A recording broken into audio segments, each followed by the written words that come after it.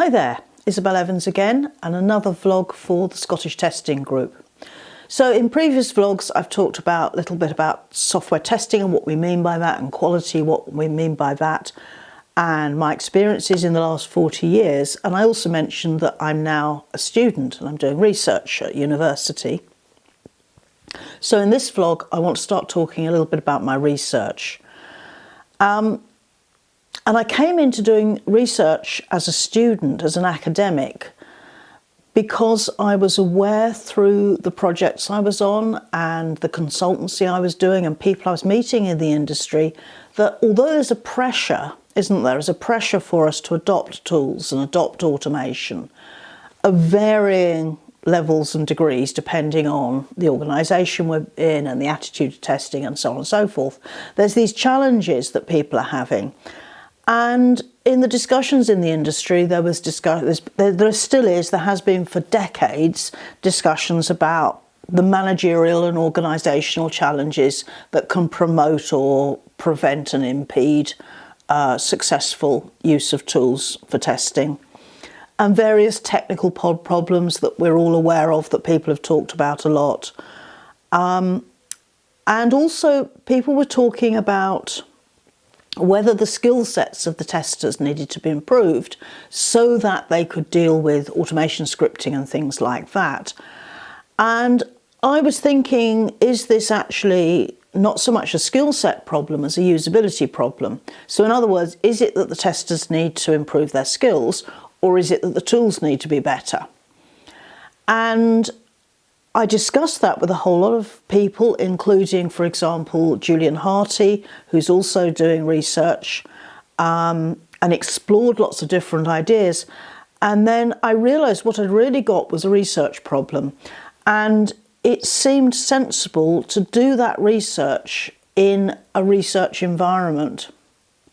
So back to academia. And this has driven how I'm doing that research quite a lot. For example, initially I thought that my question was, what usability problems are people having with tools and how do we solve them?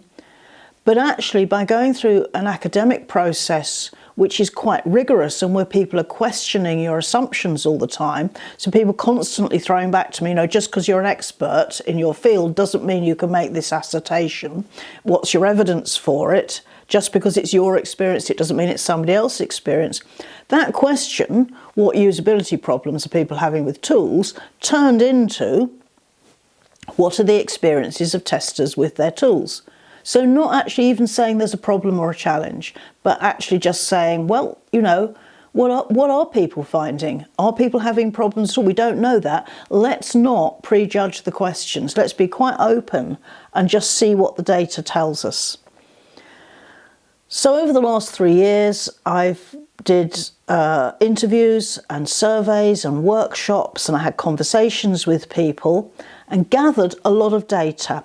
And what I was going to do was analyse this data qualitatively. That means I was going to look at what people were saying and what they were writing based on open questions, and I was going to do things like, in the analysis, things like word frequency counts and looking for themes, that sort of thing, rather than doing a quantitative method where perhaps I was asking more closed questions and then counting the number of responses on Likert scales and things like that. So I did this data gathering, I did data cleansing, so I removed things like, there were some survey answers that didn't actually have a response properly in the first question, which was tell me a story about an experience you've had with test tools or automation. Sometimes people just put the name of a tool in there. So that kind of didn't tell me anything really, so removed those. There were some moments in workshops where people came up after me and said that they hadn't really expressed what they thought in the workshop because they'd found it difficult to do that in an open forum. So I removed the data from those workshops and concentrated on anonymous online surveys to get the data in, to make it as safe as possible for people to say what their stories really were. And in the analysis, I was using a data-driven approach. So in other words, I was allowing the data, what people's stories, to inform how I was thinking about the problem or the research question. And as a result of that, I produced 3 academic papers which were peer-reviewed. In other words, other academics have checked that the methodology hung together and so on and so forth. And I've been questioned about them and they've stood up to that questioning. 2 of those papers are around the lived experience of testers, and that's what I'm going to talk about now. And the 3rd paper is called The Illusion of Usability, and I'm going to cover that in the next vlog.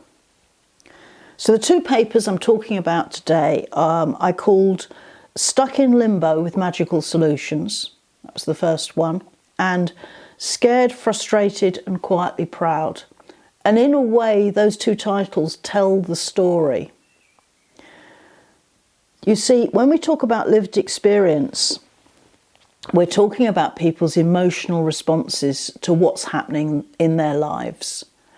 So when you look at how people interact with a piece of software, in this case a test tool, it's not enough just to say, is the user interface reasonable? There's more to that. To get to usability, you also have to think about, are the workflows sensible, for example? And to get good quality in use, you have to think about more than usability. You also have to think about maintainability and performance and reliability and so on, those other attributes.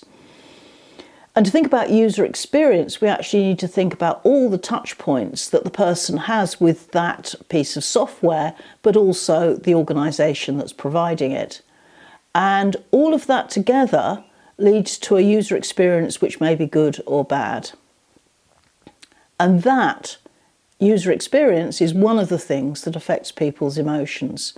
And there we get to lived experience, which we're calling now TX, tester experience, the tester experience of their tools. You see, the effect of automation on people, any people, is quite profound. On the one hand, it can be seen that it makes work more efficient and more effective. But on the other hand, it can be very demotivating. So people are frightened of being made redundant, or they're frightened of retraining. They may find that the mix of tasks they have in their job is less interesting or is more challenging because the automation of some part of their role affects what they're doing day to day. And in particular, when you're looking at the automation of testing, because testers are testing software, naturally they're looking for problems with it. And you almost get into an ever-decreasing circle where if testers mistrust software, they're going to mistrust those software tools and they're going to be looking for flaws in them. Now, I wasn't looking for emotional responses. It was a real surprise, the level of emotion that came out in this. But people's body language, face to face, the language they were using in written responses as well as orally, the way they were expressing themselves, there was very, very high levels of emotion there, both negative and positive, a lot of negative. And I think the key thing for this vlog that I want to put across is what I've actually documented in those papers is evidence that if there are managerial, technical and usability problems in the implementation of tools and automation, this leads to frustration and demotivation. And if people are demotivated, they are less productive as well as being fundamentally unhappy. So I think this is a really important area that as an industry and in academia we need to look at. We have to take care of people, even though our industry is about automation of everybody's tasks, perhaps including ourselves. So that's it for today. Food for thought, I hope, there. And go and find those papers. Stuck in Limbo with Magical Solutions, Scared, Frustrated and Quietly Proud. And have a look at some of the data I've found. Thanks very much.